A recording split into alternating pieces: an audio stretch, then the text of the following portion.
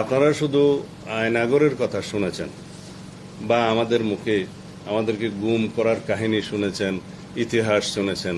যারা মৃত্যুবরণ করেছে তারা তো বক্তব্য দেওয়ার কোনো সুযোগ নেই।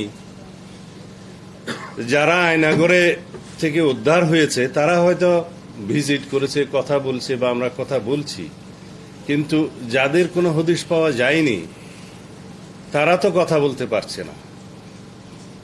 আপনারা হয়তো আন্দাজ করে নিতে পারেন বা বিভিন্ন রকমের হয়তো আপনারা শুনেছেন বিভিন্ন রকমের বয়ান যে কাকে কিভাবে হত্যা করা হয়ে থাকতে পারে, বাট এক্স্যাক্টলি সিনারিওটা আমরা দেখি নাই। কিন্তু যা শুনেছি তার যদি কিছুমাত্র সত্যি হয় তাহলে বাংলাদেশের মতো এরকম বর্বর জঘন্যতম হত্যাকাণ্ড, বিচার বহির্ভূত হত্যাকাণ্ড, গুম খুনের ইতিহাস হয়তো আফ্রিকার জঙ্গলেও কোনোদিন হয় নাই।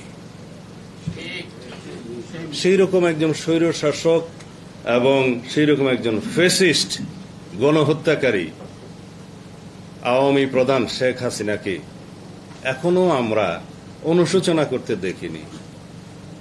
আওয়ামী লীগের কোন নেতা কর্মীকে এখনো পর্যন্ত গণহত্যার দায় স্বীকার করে অনুশোচনা করে ক্ষমা চেয়ে তারপরে বাংলাদেশের রাজনীতি করব এই কথা বলতে শুনিনি। এটা ভাবতে অবাক লাগে।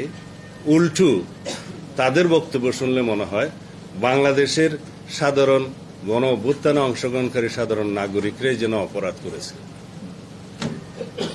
এই অবস্থা থেকে আমাদের মুক্তি পাওয়ার জন্য সম্পূর্ণ একটি রাজনৈতিক সংস্কৃতি পাল্টাতে হবে। যে রাজনৈতিক সংস্কৃতি হবে বাংলাদেশের মানুষ সানন্দে গ্রহণ করবে ফেসিবাদের বিরুদ্ধে, অগণতান্ত্রিক প্রক্রিয়ার বিরুদ্ধে, যে কোনো রকমের রাজনৈতিক সংস্কৃতির বিরুদ্ধে, যাতে সকল মানুষ আপন করে নিতে পারে সেরকম রাজনৈতিক সংস্কৃতি আমাদের চালু করতে হবে, চর্চা করতে হবে এবং ফেসিবাদ বিরোধী জাতীয় ঐক্যকে সামনে নিয়ে ঊর্ধ্বে তুলে ধরে